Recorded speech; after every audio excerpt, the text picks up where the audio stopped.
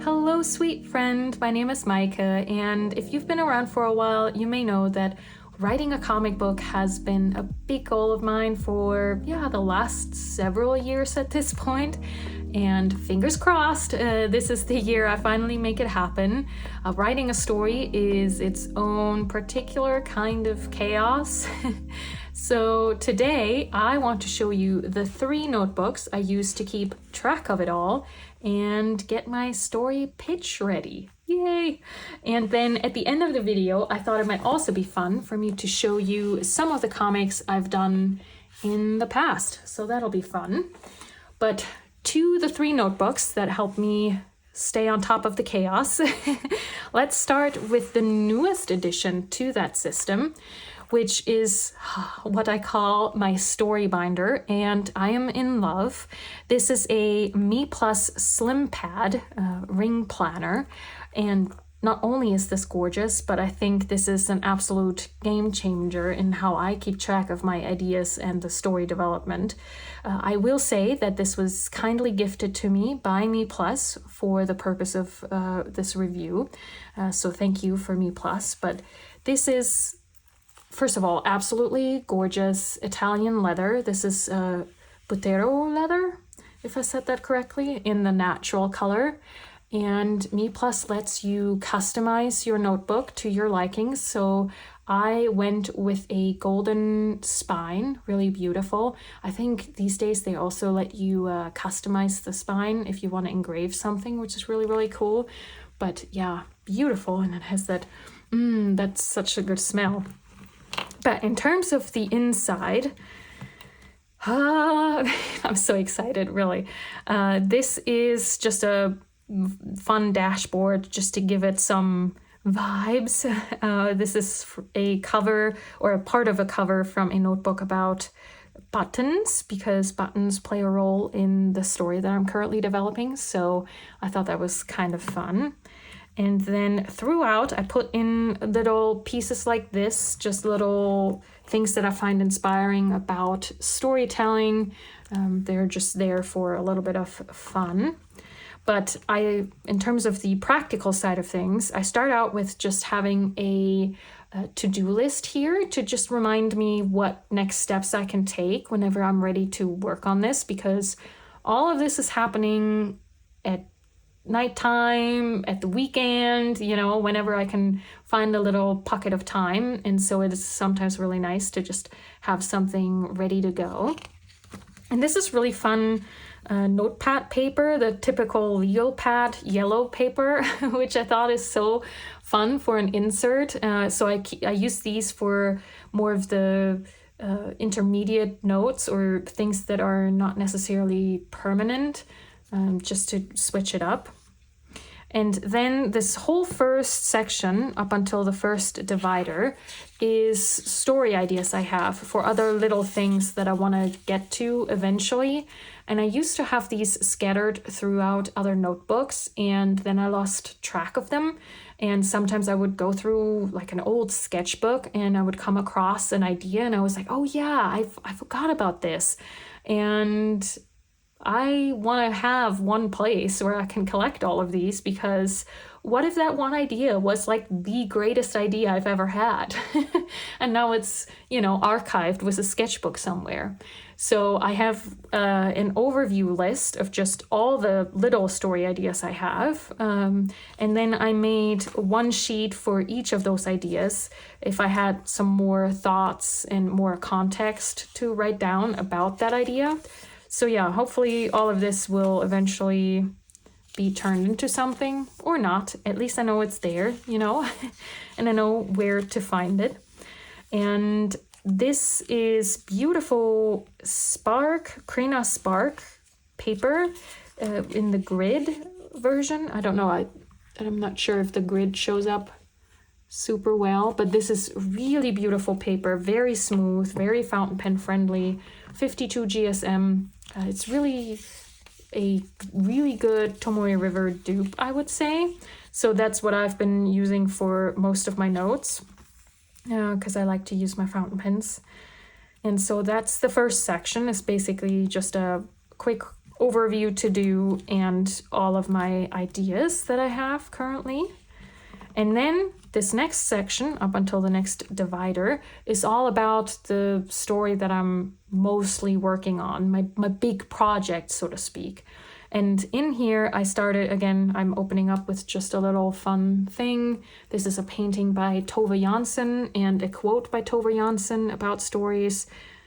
There must be nothing unnecessary in it. One must be able to hold the tale enclosed in one's hand. And I do aspire to do that, but that is not so easy, Tove. But yeah, I keep that there as a fun reminder. And so then I've started to collect some sketches for some of the main characters in the story, because similar to the story ideas, I noticed that I was developing some of these characters in all kinds of different sketchbooks and never corralled them into one place, which made it hard to keep track of them. And so I keep them here now. And again, the nice thing about having it all in a ring binder is if these change and morph while I work on the story, it's super easy to update this and keep this updated. I also want to put in character biographies or character sheets about their characteristics, what they like, what their character is like, once I have that more fleshed out. So this will definitely gonna be added to, and this will change and develop over time.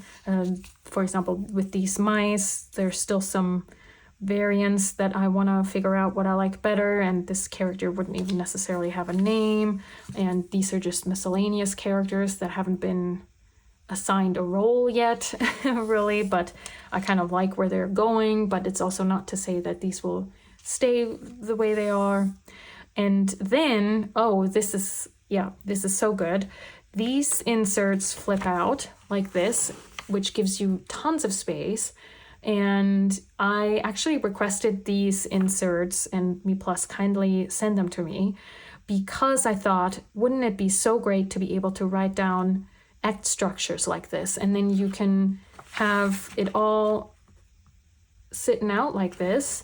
And how I perceive this to work out in the near future is then I can have this laying open. This is the general sort of bare bones structure, and now if I want to flesh out Act 1, then I can have my other notebook open and work on it, but I still have my overview of the entire story ready to look at. So this is just fantastic. And again, when this changes, I can just grab a new one, update it, put it in here, and I know I have it ready to go. So this is just wonderful to have. And then this 2026 overview, I thought would be fun to have in order to keep track of how often I work on the story. And as you can see, it's looking a little bare for this year so far. I mean, hopefully that'll going to change.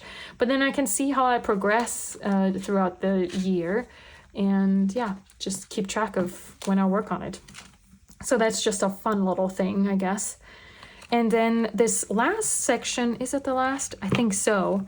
I am keeping general storytelling references that I like to keep at hand at all times, and that I usually would look up elsewhere, but now I know I have it with me whenever I do work on the story, and I have all the other notes with me as well. So for one, I have these here. These are copies from a Linda Berry book called What It Is, and she has some very wonderful exercises that help you develop a scene and really get in there and develop the details and what's going on. It's a whole process. It's wonderful, and I love it. And usually I would pull out her book and just reference these pages in her book. But this is so nice because if I work on the story at a cafe or while traveling, then I know I have these ready at hand to reference, and I don't need to worry about bringing her book along all the time. So yeah, this is just really, really fun, and I'm so excited to have that in here. And then similarly to the act breakdown for my actual comic project, I also have just a general overview of act structure explained. So this is just saying what happens in these beats. And I'm fairly new to working with like story structure and I sometimes need a little bit of a reminder. Yeah, you get what I'm saying. So this has been really handy, and I've used this quite a few times, not only for working on my own story, but I've been analyzing other people's comics and stories to really get more of a sense of the rhythm of that. So yeah, I've already used this multiple times.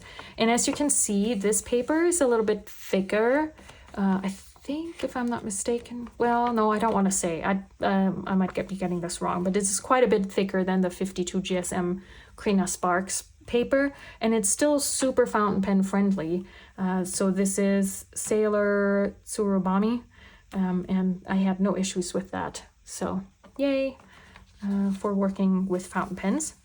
And then here I have this thing about different panel types. So I got into comics during my bachelor degree, like when I was working on my bachelor's. So I'm not somebody who necessarily grew up reading a lot of comics and then decided to work in comics. I wrote and drew my first comic without reading hardly any comics at all. And so the language of panels is still sometimes a little tricky for me. Like my teacher used to say that I zoom in far too soon or far too often, so you kind of lose track of the general context of where the characters are. And so this is just from a book called The Language of Comics, and just has a bit of an explanation of the kinds of panels and how they form almost like a sentence. This is, yeah, I don't want to get too into it. It's really complex, but the way that the book explains exactly how much a comic is like a language. But this is just really handy to have. This is not necessarily that complicated, but it's nice to have that on hand, again, just for my own comic development, but also just for analyzing other people's work. And so just trying to get better at having panel progressions make sense. That's important, yeah? And then just a couple notes on a TV show that I've started watching recently, and that where I've found that some of the character dynamics are really inspiring and are potentially something that I would want to emulate in my stories. So that's there. And then I just have a couple blank pages. And then in the back, I have more blank pages. So when I'm out and about, I have those at hand, ready to go. And then here in the back, I have this page lifter, which has this beautiful leather pen holder, and this is the extra large. You can get them in 2 sizes when you order from Me Plus, and this is the larger one, and it really fits even bigger pens comfortably. So yeah, no issues with fitting in a fountain pen. This is a Pilot Custom Heritage 912 there, and then it has this elastic band that keeps your ring binder shut like that. And then super cute, I didn't know that this was going to come with it, but it came with this little charm, and they picked an M for my name, Maike. So they send it with this little initial, which I thought was such a sweet touch. If they ever come out with a different color elastic, I would definitely be interested in that. I just think the black is pretty high contrast on this beautiful natural leather, but you know, it fulfills its function. And since I have a black pen in here right now, it maybe isn't so bad. At least there's one other black element, but yeah, there's that. But that's, you know, itty bitty details. Yeah, so in love with this. I've already felt like I've gained more clarity even just putting this binder together. And yeah, collecting all the information that's been scattered throughout different sketchbooks. I feel so much more at ease already because I know exactly where the things are. So I I'm just already a big fan, and I can see myself just really using this a ton and just, bringing it with me at all times. So that is the story binder, which is a Me Plus SlimPad. And let me know if you have any questions. I'll also leave a link to Me Plus in the description if you want to check that out. But happy to talk more about specifics of the different sections or whatever. But yeah, I think this is a good overview on that for now.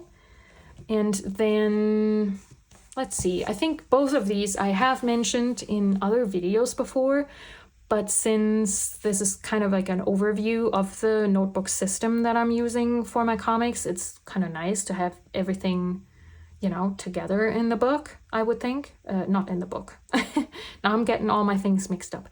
In the video, just for an overview. And actually, in terms of how I use my notebooks, maybe this is actually the next one. These two probably work together more often, and this is a little separate maybe. So this is I don't know if you can see that. It's a sequence notebook in a B5 size, huge. This is the biggest notebook I use. But it's so fun because in here I do the brunt work. I do the iterations of plot lines and ideas, and I keep almost like meeting notes, but they're meetings with myself. But I will actually write down, okay, today I worked on this and I had this idea, and these are the questions that I have come up with for myself that I need to be answering next time I revisit this section, just really keeping track of the development. It also makes it easy because I sometimes so sporadically work on this. There's weeks or months that go by before I can go back working on it. And so these detailed meeting notes and really phrasing out the questions that I still have really helps get back into it and pick it back up. So yeah, really, really cool. So I'm not gonna flip through all of this because it's really just writing. There's also some analysis notes from other people's work in there, and yeah, it's just, again, it's so nice. And I think I can open this. This was me analyzing a Hilda comic, Hilda and the Black Hound. And the size is so nice because you can really fit, for example, a whole act on one page, and then, that's really nice. Sometimes it's just nice to have a little bit of extra space to really let your thoughts breathe and grow and develop. I'm definitely someone who needs the physicality of a notebook to think this out and to be able also to revisit it, because I kind of attach almost like geography to my thoughts, if that makes sense. So yeah, it's just really, really interesting. And this paper is also quite fountain pen friendly. So this is all fountain pen, if I'm not mistaken. Yeah, so that's kind of cool. And it's going to be so fun to be able to read through how much the story has changed over time. Yeah. Anyway, so this is just big notes, and then I would have, for example, the story binder open to say my act breakdown, and then have this open to work out the details. And then that would potentially lead to an updated beat sheet that I would then put back in here. And so that's how those two go together. And then lastly, this is my storytelling research journal, or my storytelling commonplace book. And in here I have, this is a Hobonichi grid notebook with old Tomoe River paper. And these are loose sheets. I still have to copy those. And here I just keep thoughts on storytelling in general. I copy text from websites that I find interesting or informative. I keep just any information that I would like to revisit, and things that I learn that I would like to revisit in here. So this was for example, a quote by Ursula K. Le Guin about happiness and art, and how sometimes happiness is seen as something stupid rather than as being intellectualized like pain is, which I thought was so fascinating. And so I wrote my thoughts on that as well. Maybe this will eventually lead to an essay or something, but we'll see. So far, that's just that there. These are, again, notes on story structure. This is similar to what I have in my reference section in my story binder, just in a little bit more detail. And I kept this in here first before I even got this into the story binder, and I decided it would be nice to have it also in the story binder just for quick and easy reference. Just, yeah, more notes, clues, and red herrings when I was starting to get into mystery writing. So the story that I'm developing currently is a mystery for kids. So it's a whodunit, but not with no one dies. It's not a murder mystery. It's a theft. Yeah. So that's just clues and red herrings. This is, again, that's that Tove Jansson quote that I read out. And I wrote out some thoughts that I have on that there. More suspense and twists and different types of clues. I'm kind of thinking I might copy some of this also in the story binder just for easy reference. Wrote out a TBR list. Thoughts on wholesome storytelling. This is from a essay about Frog and Toad. Again, more about wholesome storytelling and how you can still keep a story good for kids, but there's still conflict, like there's still some learning that happens, those kinds of things. About Studio Ghibli, diversity. This was a really interesting read. I think I've mentioned that before. So yeah, it's just a lot of, these were book notes. Still have to print out that cover. But yeah, just a lot of copied text, copied quotes, and then sometimes I write out my own thoughts and my reflections on what I've copied in here. And then in the back, I keep a more of a traditional commonplace section, which is you set up pages for topics that you're interested in, and then you collect quotes about that topic in here. And so then you will just have, for example, here, this is abstraction. I'll just have a ton of quotes about abstraction eventually, hopefully. And then I have anthropomorphism, enchantment, fairy tales, and then what are the others? I forgot. Power of story, theme, it's in the back here, and wholesomeness. Yeah, those were just the things that I thought of at that time and that I'm really interested in. So that is my storytelling research journal. And what is in here? In the little pocket. Oh, right. I have these Cocoa Fusion page tabs in case I have a book that I am, wanting to take quotes from. That's kind of handy to have. And just I think these were just here for decorative purposes. But yeah, this is a beautiful Hobonichi cover. I love it so much. It is so soft and it reminds me of my grandmother, and I don't know, it's just really satisfying. So that is it on the 3 notebooks so far. Again, always happy to answer questions, and if there's anything that you felt went by too quickly and you want to see a dedicated video about, let me know. But because you've made it this far, you get what's hopefully gonna feel like a treat.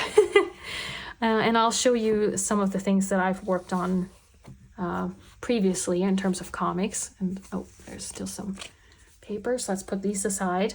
I will caveat this. These are old. I haven't worked on a comic in a long time. So yeah, this is not necessarily... some of this actually feels like this has been drawn by a different person. It's really strange. Like, I need to remind myself sometimes that I've done this before, so I can do this again. Yeah, there's a little bit of that going on for sure.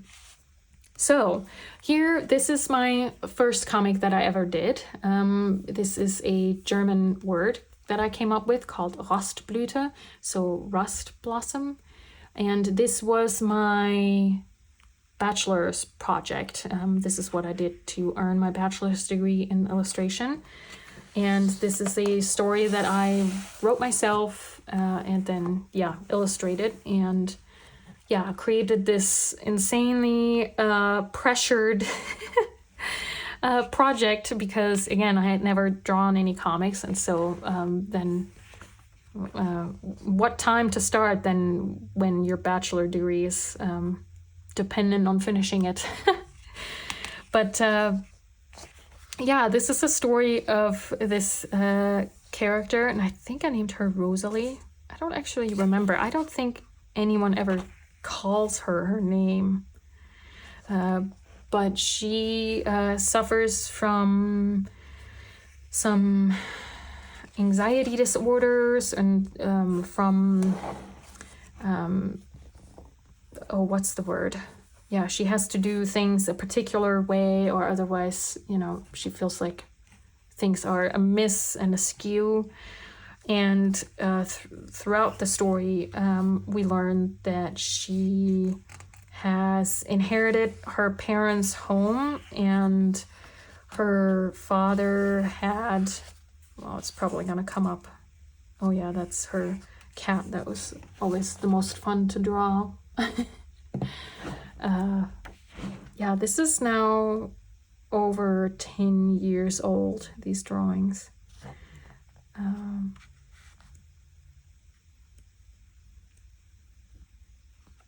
She has to take care of their garden of this house that she inherited. And the father apparently had some sort of, not issue, but he collected a lot of handy things, and it's just this junkyard of a backyard.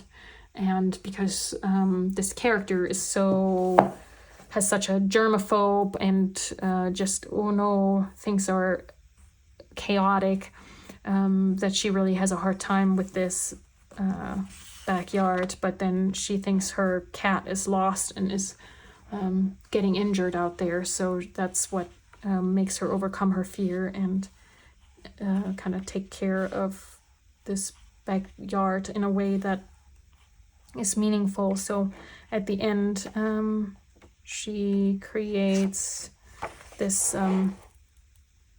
sculpture garden with all the parts that she finds in the yard, and that's her way of organizing all the junk and turn it into something beautiful. I don't know if I did a good job of pitching my own story, but there's that. I remember this. This was one of my favorite things to draw. She's talking on the phone with her sister, that little butterfly hanging on there, and she's able to kind of even relax in the backyard. So that is that. This was done with the wonderful help of one of my teachers. His name is Thomas Wellman. This is one of his comics. I'll have some of his links in the description. He does wonderful work. He also used to, or still is, he worked on a bunch of animation projects, what's it called? I'm having a really hard time thinking of names today, aren't I? He worked on Adventure Time and Clarence, those kinds of projects. So, really, really fun. So that was my first comic, and I did get my bachelor's degree, so yay. And then afterwards, I worked on a story with a friend of mine, Brittany Arnett, And we came up with this story called Miss You and the Stolen Garden. And this is also a mystery. This is kind of a Miss Marple, but with anthropomorphized characters. So we have Miss You, who is our Miss Marple character, a sheep. And we released this as a webcomic, which is also now 10 years ago. And at one point, I had taken all of the pages that we had done so far and made a printed version. We went further than what I have printed out here, but we never actually finished the story, which is something that happens to, I think, a lot of webcomics.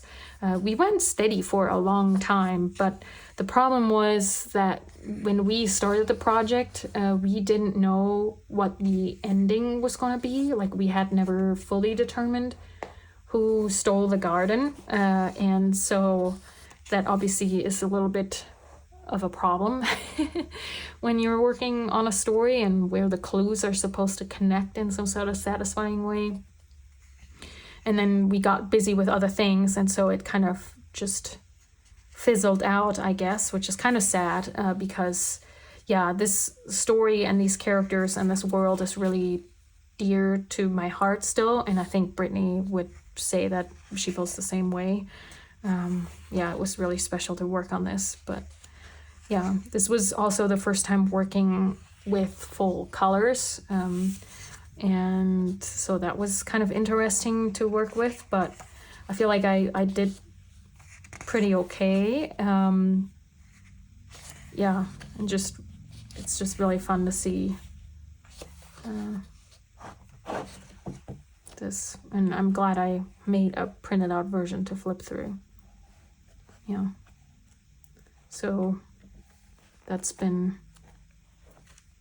my second big comic project, and certainly one where, yeah, I think this is over 200 pages, so definitely not nothing.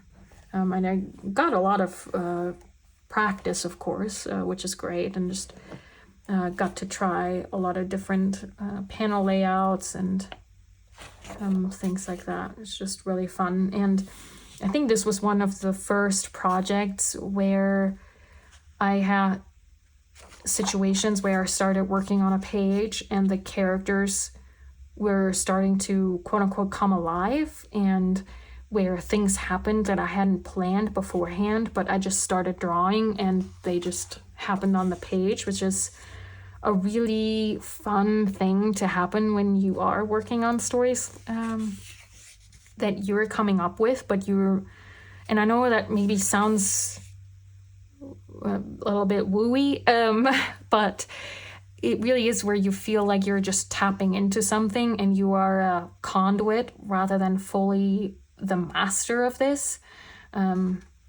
Yeah, it's a really strange feeling, but it's a very rewarding thing to have happen. But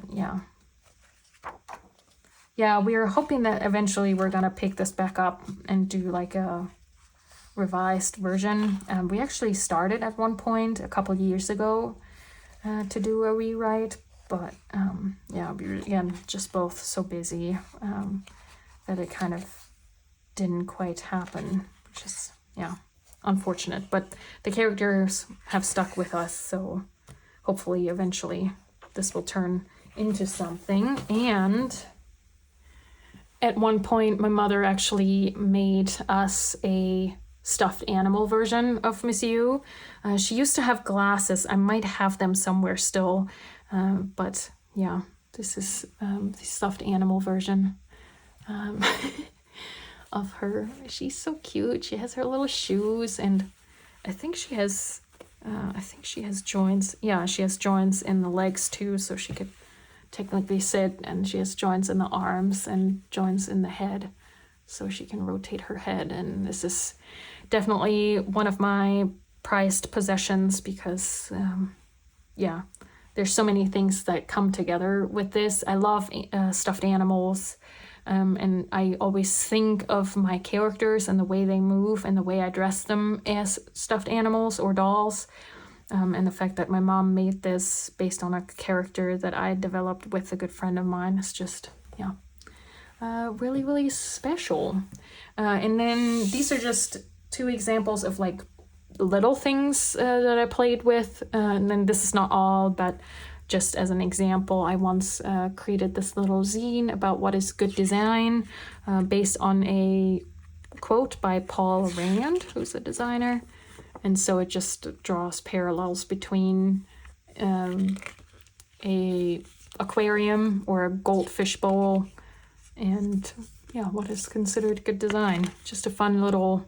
That was right after I had graduated college, I think. And so I had a little bit of a weird gap time. And back then I still had time to work on these little kind of side projects and just play around with things, which is so useful to do because you generate a lot of ideas and you can test out formats and things like that. It's just really good. This was a short little thing I wanted to try out. Can I do like something, a little mini story in just 1 page? And so this is about secondhand stores, and some of the wordings are a little weird. I think my English is a little bit better nowadays, so I would phrase some of this a little differently, but the basic idea is that, you know, the things in a secondhand store, they were once loved, but now, you know, maybe the owner passed away and now they're sort of these leftover things and maybe they don't even match and they feel kind of discarded, and they don't even make much in terms of what you can sell them for, but there's always people who have an eye for that and they still see their value and they will even buy mismatched teapots and saucers, and so they get a new life then. So that was kind of the idea anyway. Yeah, just something to play around with. But yeah, hopefully you enjoyed seeing these again. Hopefully there's going to be something new to show soon, or at least not another 10 years that go by without me working on anything. But we shall see. I mean, I do have my cool notebook system, and I'm very excited what this will mean for this year, 2026, and I'll keep you posted. Let me know, again, if you have any questions, if you want a more in-depth view on any of this in a separate video. Ask me questions. I hope you enjoyed this, even if it's just a little bit of curiosity of what that looks like. Yeah. Thank you so much for sharing this time with me. If you want to let me know that you've made it this far, but you don't have a question or a different comment, leave me a pen emoji.